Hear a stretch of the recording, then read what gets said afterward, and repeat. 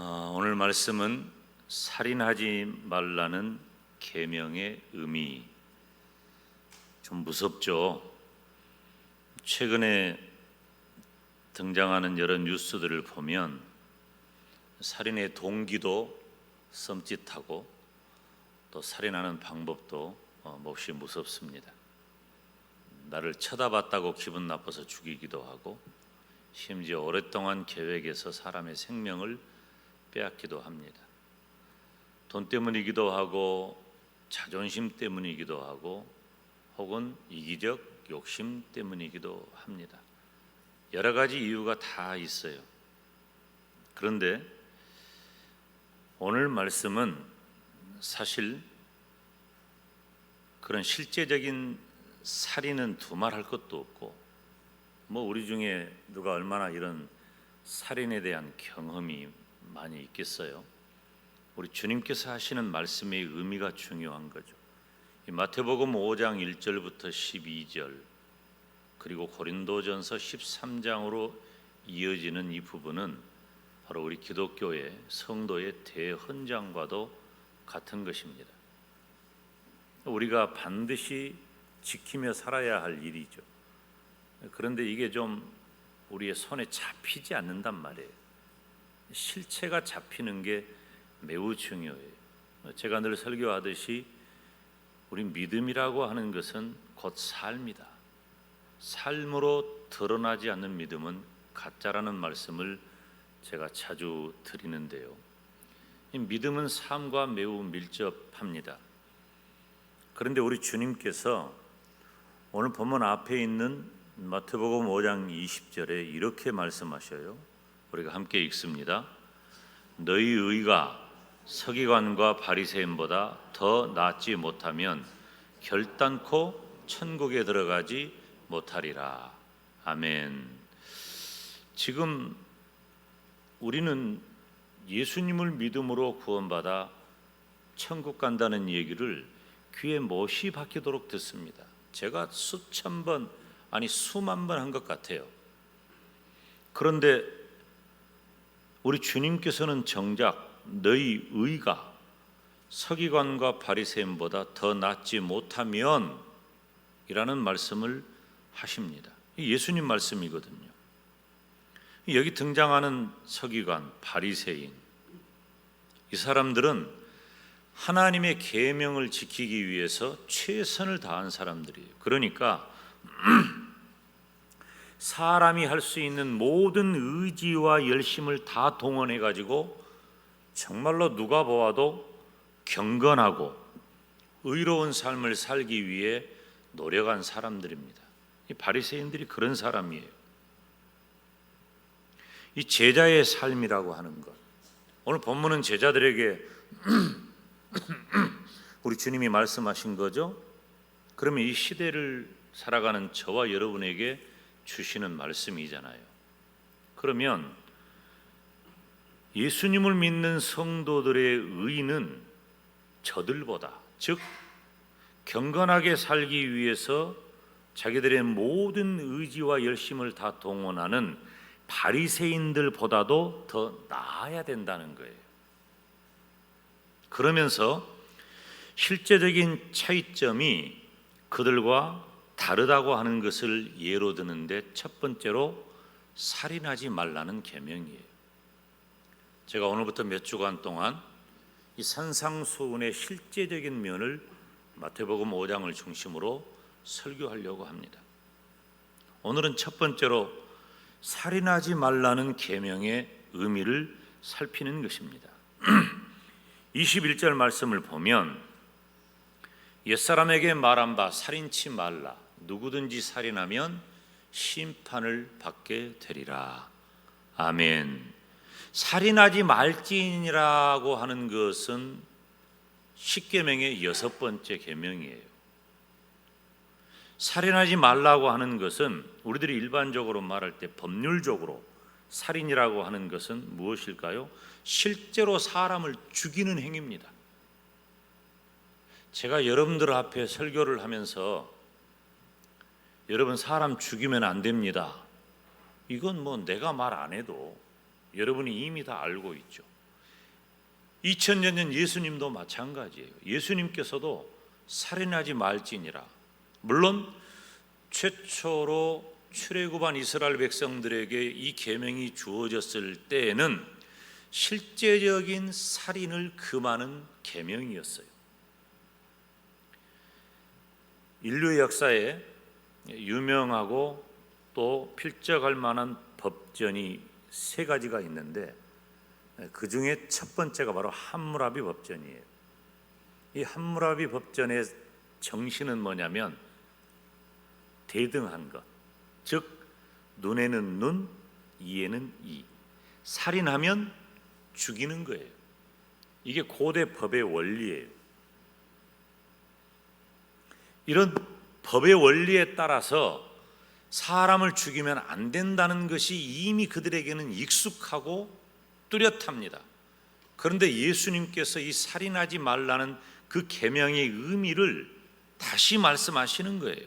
오늘도 마찬가지예요. 제가 여러분들에게 여러분 사람 죽이면 안 됩니다, 이건 말할 필요가 없죠.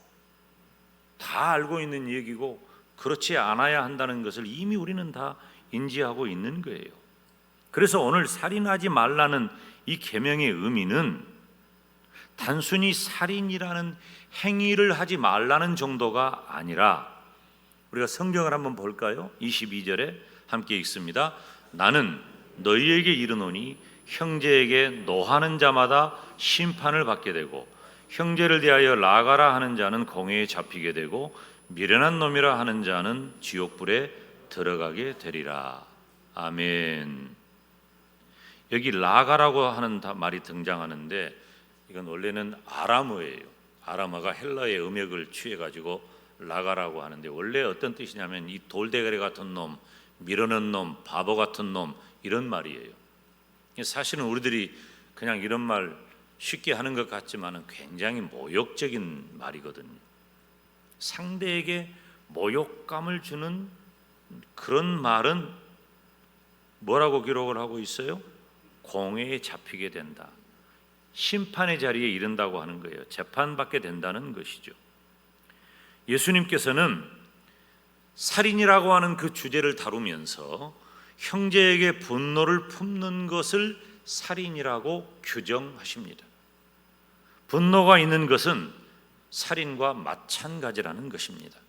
그런데 이 둘을 단순 비교하는데 중요한 차이점이 있어요. 율법을 대표하는 것이 10계명이잖아요. 1계명부터 4계명까지는 하나님에 대하여, 5계명부터 10번째 계명까지는 사람에 대하여 하나님의 사람이 어떻게 살아야 할까라고 하는 내용입니다.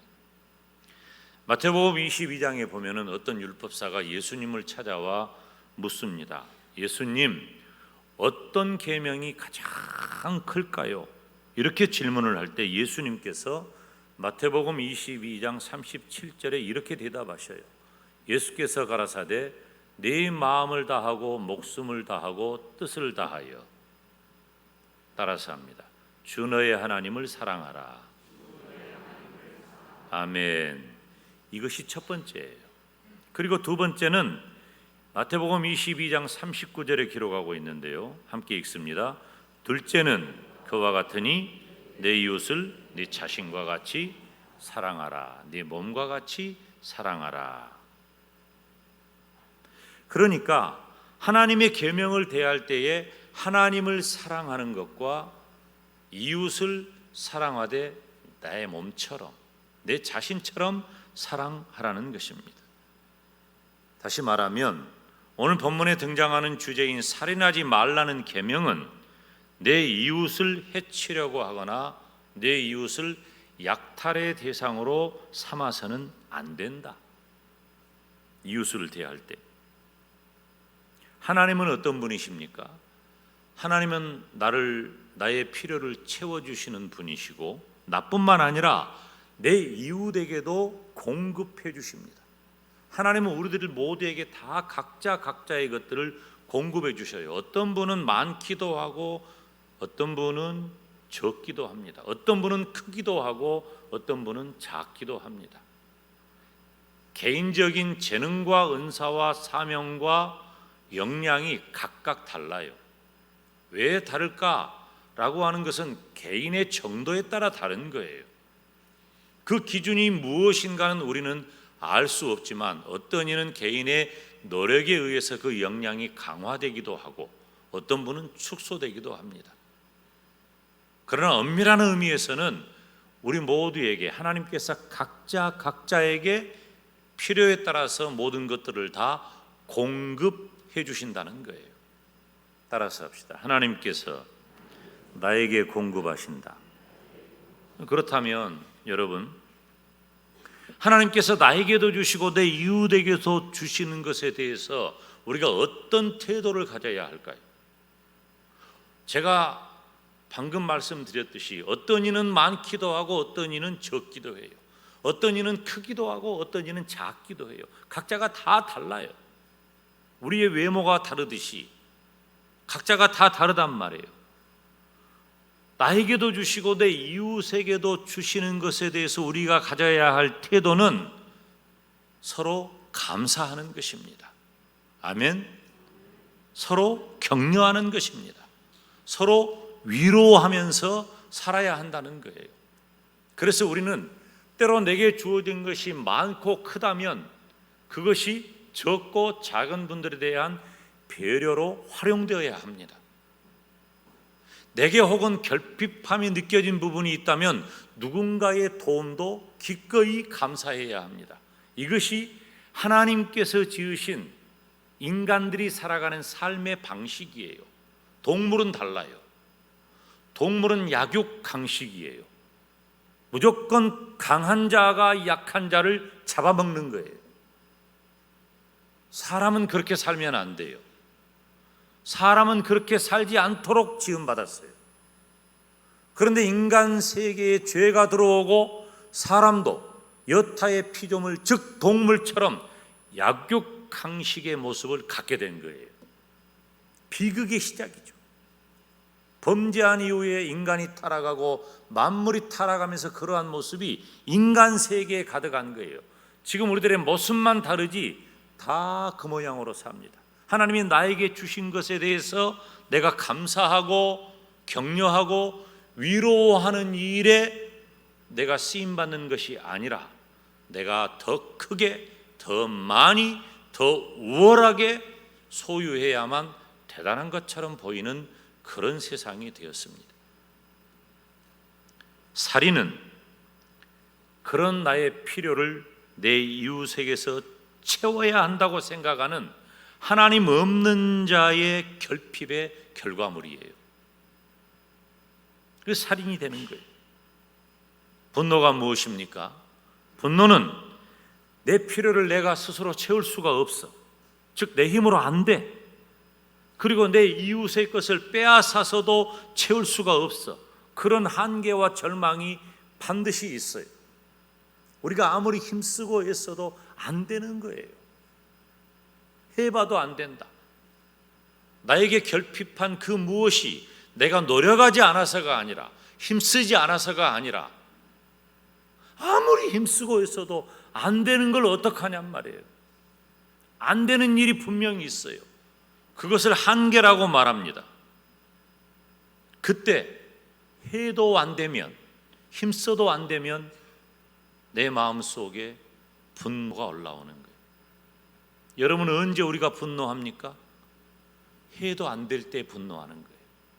힘써도 안 될 때 분노하는 거예요. 우리가 힘쓰고 애써서 다 채워진다면 내 마음에 분노가 생길 이유가 없지요. 모든 사람의 삶이 공평하고 어떤 사람도 우월하거나 열등하지 않고 내게 주어진 바가 만족스럽다면 내 마음에 어떤 분노가 필요하겠어요? 분노 없어요 그러면. 그런데 해도 안 되니까, 힘써도 안 되니까, 다른 사람하고 비교해 보니 나는 너무 열악하고 열등하니까 분노가 올라오는 거예요. 분노는 우리 주님이 말씀하신 대로 살인의 뿌리가 됩니다. 마음의 분노를 품고 있으면 결국 우리는 살인의 씨앗을 품고 있는 거예요. 여기서 말하는 살인은 우리가 사람을 직접 죽이는 그런 의미의 살인보다도 실제적으로 내 마음의 상태를 의미하는 거예요. 그래서 살인하지 말라는 말은 분노를 품지 말라는 거예요. 분노를 품지 말아라. 이게 가능할까요? 어렵습니다. 불가능합니다. 그런데 왜 주님은 이 말씀을 하실까요? 가능하기 때문에 말씀하신 거예요. 저와 여러분은 예수님을 믿고 하나님을 믿는 성도의 이름을 가진 사람들이에요. 그래서 우리는 다르게 살 수 있다. 살인하지 않고, 즉 분노하지 않고 우리는 살아갈 수 있다는 것입니다. 우리는 좀 억울한 면이 있습니다.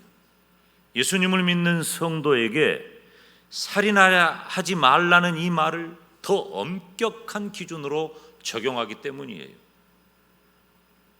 이 세상의 법은 실제로 살인하지 않으면 살인죄를 묻지 않습니다.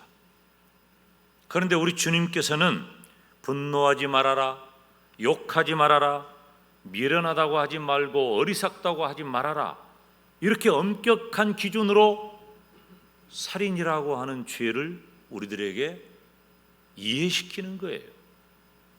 아니, 우리가 사람만 안 죽이면 됐지, 내 속마음을 저들이 어떻게 안다고. 우리는 하나님을 신앙하는 사람이잖아요. 우리가 하나님 앞에서 사는 존재잖아요. 하나님께서 내 마음속을 다 들여다보시는데, 모두 다 아시는데, 내 생각을 다 아시는데, 그러네 하나님 앞에서 우리가 살아가는데 내 마음에 분노를 품고 형제에 대한 미움을 품고 살아가고 있다면 이건 하나님 앞에서 살인하는 죄와 같다는 것입니다. 우리들이 부모가 자녀를 양육할 때 이런 현상이 나옵니다. 직장 상사와 직원이 일터에서 이런 현상이 나옵니다. 내가 우위를 점하는 어떤 상황에서 저와 여러분이 흔히 하기 쉬운 현실적인 말과 생각과 태도로 내 이웃에게 충격과 상처를 주기가 쉽습니다. 깜짝 놀랄 일들은 어떤 경우냐면요, 전혀 그렇게 의도치 않았는데, 전혀 그럴 마음이 아닌데 상대방이 너무나 분노하고 충격과 상처와 아픔으로 되들 때예요. 깜짝 놀라죠. 우리가 흔히 하는 말로 무심코 던진 돌이 개구리를 죽게 한다는 거죠. 그러니까 내 의도와 상관없이 우리는 다른 사람들에게 아픔과 고통과 상처를 줍니다. 그 사람은 전혀 의도가 없는데 내가 그렇게 받아들이는 거예요. 대개 누가 그렇습니까? 채워지지 않을 때 그렇습니다. 이건 내가 경험해 봐서 알아요. 채워지지 않을 때, 돌대가리한테 돌대가리라 그러면 화난다니까요. 그런데 천지한테 이 돌대가리야 그러면은 애정어린 조크가 되는 거예요. 받아들이는 게 너무 다른 거죠. 우리 주님께서 하신 말씀을 다시 한번 되새깁니다. 마태복음 5장 20절 말씀 함께 다시 읽습니다. 너희 의가 서기관과 바리새인보다 더 낫지 못하면 결코 천국에 들어가지 못하리라. 사람에게 가장 필요한 것은 용서와 이해입니다. 결국 용서와 사랑이 필요하다는 거예요. 사람에게 가장 필요한 것, 내가 가지고 있는 것보다 더 큰 힘은 하나님으로부터 나오는 사랑입니다. 내가 할 수 없어요. 그래서 오늘 본문 23절 24절은 너무나 중요한 구절이에요. 우리가 함께 읽습니다. 그러므로 예물을 제단에 드리다가 거기서 내 형제에게 원망 들을 만한 일이 있는 줄 생각나거든 예물을 제단 앞에 두고 먼저 가서 형제와 화목하고 그 후에 와서 예물을 드리라. 사람을 용서하고 용서를 구하면서 사람 사이의 관계를 회복하는 것보다 더 우선하는 일은 없다는 거예요. 우리가 예배 자리에 나와 앉아 있으면서도 누군가를 미워하고 어떤 일에 대하여 분노하고 있다면 나는 건강한 예배자가 아닙니다. 왜? 하나님이 다 아시니까요. 그래서 오늘 이 설교가 필요한 거죠. 어떻게 해야 할까? 사실 우리가 내 힘으로는 안 돼요. 제가 해봤는데요, 안 되더라고. 내 마음에 미움이 생기고 분노가 올라오고. 목사님 그런 거 잘 못 봤는데요. 여러분 속고 계신 거예요. 안 그런 척 하는 거지. 저도 시간 순간 저도 그런 것들이 올라올 때가 있어요. 근데 또 해결 방법을 알아요. 내가 실제로 경험한 일이에요. 제가 한 30년 전에 그 일을 경험하고 제가 진짜 그랬어요. 너무 미운 마음에 아무것도 해내지 못하는, 말씀을 전할 수도 없고 기도할 수도 없는 그런 대상이 나타났을 때 어떻게 해야 할까? 한 2, 3일 죽겠더라고. 엄청나게 방황했어요. 설교를 해야 하는데, 기도를 해야 하는데 할 수가 없어요. 제가 하나님 앞에 이렇게 기도했습니다. 여러분 13년 전에 제가 여러분에게 했던 예화 중에 하나예요. 기억하실지 모르겠지만 제가 꼭 이렇게 기도했어요. 하나님, 내가 저들을 사랑하게 해주세요. 그렇게 기도했어요. 내가 생각해서 한 기도가 아니에요. 나도 모르게 나온 기도예요. 와! 그런데 그 기도의 효과가 너무너무 대단해요. 정말 씻은 듯이 미움과 분노는 사라지고 그 사람을 사랑하게 되었어요. 저는 그분들 앞에서 여전히 설교했고 그분들을 위해 기도하는 목사로 살아가요. 제가 그 원리를 따라 30년이 지난 지금까지도 죄종으로서 말씀을 전하고 목양하는 원리가 된 겁니다. 하나님, 내가 이분을 사랑하게 해 주시옵소서.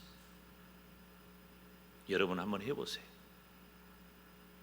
지금 여러분의 마음을 누르고 있고 이것 때문에 내가 힘들고 이 사람 때문에 도저히 감당이 안 된다고 하는 그분을, 하나님, 내가 누구를 사랑하게 해주세요.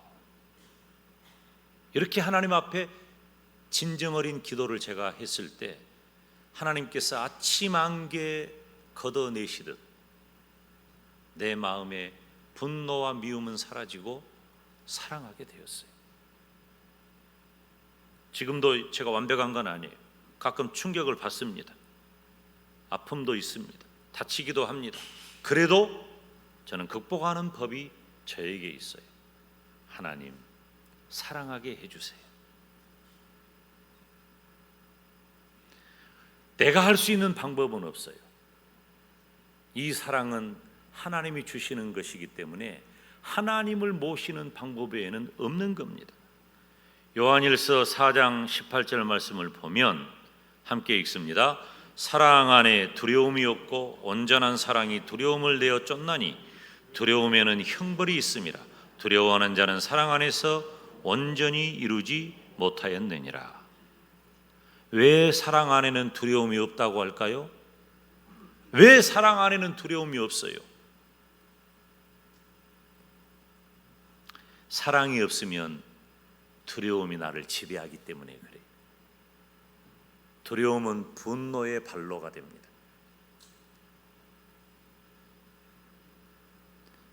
사랑은 세상에 없는 하나님만이 사랑의 실체가 되십니다. 내가 가진 어떤 정서가 아니에요. 내가 가진 어떤 인격의 발전이 아니에요. 내가 뭐 좀 착한 사람, 좋은 사람이 되면 더 사랑하게 된다? 꿈 같은 소리예요. 그런 일은 없어요. 정도의 차이는 있지만 우리는 극복하지 못합니다. 극복할 수 있는 유일한 방법은 하나님만이 사랑의 실체가 되시기 때문에 하나님을 붙잡는 거예요. 우리가 하나님을 붙잡고 하나님으로부터 받은 그 사랑을 충분히 만끽하면서 내가 그 사랑을 드러내지 않으면 불가능합니다. 저와 여러분은 하나님께서 베푸시는, 하나님께서 친히 예수님을 통해 보여주신 그 사랑을 이미 경험한 사람들이에요. 우리가 하나님의 사랑이 아니면 어떻게 하나님의 사람일 수가 있어요? 그럴 수 없습니다. 우리가 만약에 나를 향하신 하나님의 사랑이 없다면 저와 여러분은 두려움 속에 살 수밖에 없습니다. 이것이 현실이에요. 그러면 우리도 짐승들처럼, 동물들처럼 약육강식의 삶을 살아가는 거예요.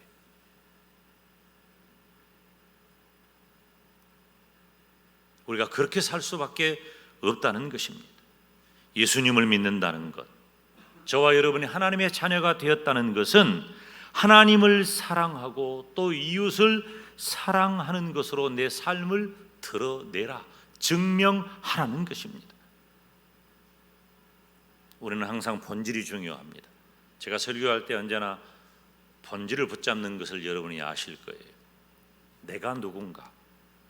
저와 여러분은 예수님을 믿고 구원받아 천국 간다고 하는 그 신앙 고백을 가진 사람이에요.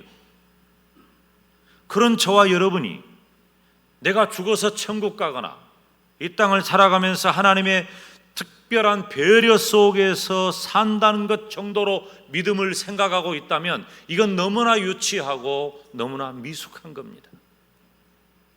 겨우 우리가 예수님을 믿는 성도의 삶이 나는 죽으면 천국 간다, 그리고 이 땅에서 살면서 하나님의 특별한 배려 속에서, 다시 말하면 쉬운 단어로 바꾸면 나는 하나님이 복 주셔서 산다, 이런 정도 단계에 머물러 있다면 이건 너무나 유치하고 너무나도 미숙한 겁니다. 근본적으로 우리는 두려움과 공포 속에 살기 때문에 우리는 나도 모르는 수많은 방어 기제를 가지고 있어요. 그것이 나를 보호해 주지 못합니다. 내가 가지고 있는 수많은 방어 기제들은 오히려 더 큰 문제를 만들어내기 쉽기 때문이에요. 우리가 정말 자유롭고 행복한 삶을 살기 원한다면, 중요한 얘기입니다. 우리가 믿음 안에서 정말 자유롭고 행복한 삶을 살기를 원한다면 우리 주님께서 말씀하신 이 말씀의 진정한 의미를 붙잡아야 돼요. 분노와 욕하는 것이 살인이라고 하는 것을 깨닫고 하나님께서 나에게 보여주신 그 사랑을 직접 내가 행하라는 것입니다. 하나님께서 독생하신 예수 그리스도를 이 땅에 보내셔서 나를 위해 대신 죽이시기까지, 죽기까지 그렇게 사랑하신 사랑으로 나를 사랑하셨다는 것을 안다면 그 사랑을 나도 내 삶에서 드러내라는 것입니다. 요한일서 4장 9절에 이렇게 기록합니다. 함께 읽습니다. 하나님의 사랑이 우리에게 이렇게 나타난 바 되었으니 하나님이 자기의 독생자를 세상에 보내심은 저로 말미암아 그렇게 우리를 살리셨습니다. 그렇게 나를 살리셨어요. 바울 사도는 이 부분을 또 이렇게 진전되게 표현합니다. 골로새서 3장 12절 14절인데요. 함께 읽습니다. 그러므로 너희는 하나님의 택하신 거룩하고 사랑하신 자처럼 긍휼과 자비와 겸손과 온유와 오래 참음을 옷 입고 누가 네게 혐의가 있거든 서로 용납하여 피차 용서하되 주께서 너희를 용서하신 것과 같이 너희도 그리하고 이 모든 것 위에 사랑을 더하라. 이는 온전하게 매는 띠니라. 아멘. 누가 네게 혐의가 있거든, 이 혐의는 불만이라는 말이에요. 불만이 있거든. 사랑을 받은 사람, 성도만이 할 수 있는 일은 사랑하는 것입니다. 이것은 사랑을 가진 자만이 할 수 있어요. 내가 가지지 못하면 나눌 수가 없는 거예요. 저와 여러분은 이미 하나님께서 주신 그 사랑을 받았고 그 사랑을 가지고 있어요. 그래서 우리는 눈에는 눈, 이에는 이가 아니라 용서와 화해가 가능한 거룩한 별종 인간이 된 것입니다. 우리는 이 세상과 다른 사람이에요. 우리는 거룩한 별종 인간들이에요. 눈에는 눈, 이에는 이, 이것이 일반 사람들이에요. 그러나 우리는 그렇게 살 수 없는 사람이 이미 된 것입니다.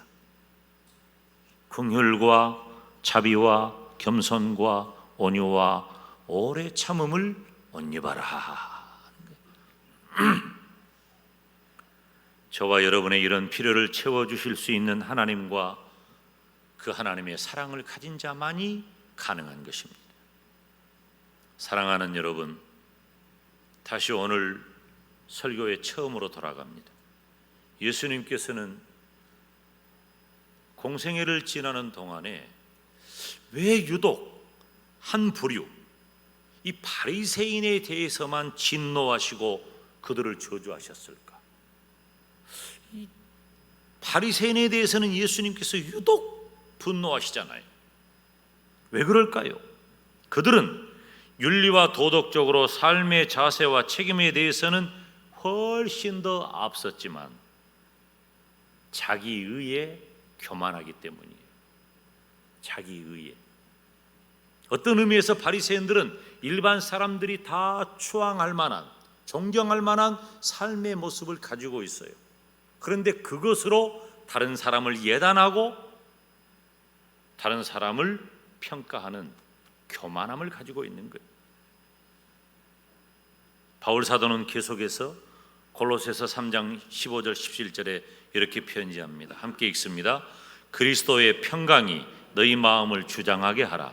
평강을 위하여 너희가 한 몸으로 부르심을 받았나니 또 너희는 감사하는 자가 되라.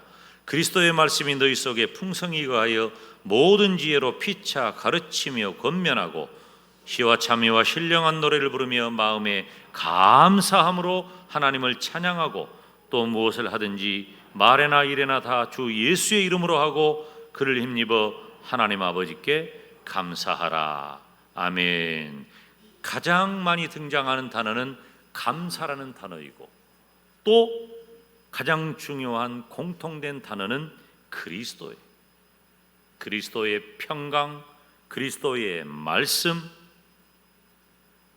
여러분, 우리가 주 예수의 이름, 즉 성도로 산다고 하는 것은 내가 예수님을 믿어서 죽은 다음에 천국 간다는 보장 정도가 아니에요. 보험 정도가 아니에요. 아, 나는 죽어도 천국 가. 천국 간다는 보험 든 사람이야. 이런 정도가 아니에요. 이 세상과 인생은 너무나도 버겁고 힘들어서 때로는 우리가 억울하고 분한 일을 만나기도 합니다. 그렇지만 우리는 그보다 더한 하나님의 사랑을 이미 받았다는 것. 믿음 안에서만 행할 수 있어요. 믿음 안에서만 사랑할 수 있어요.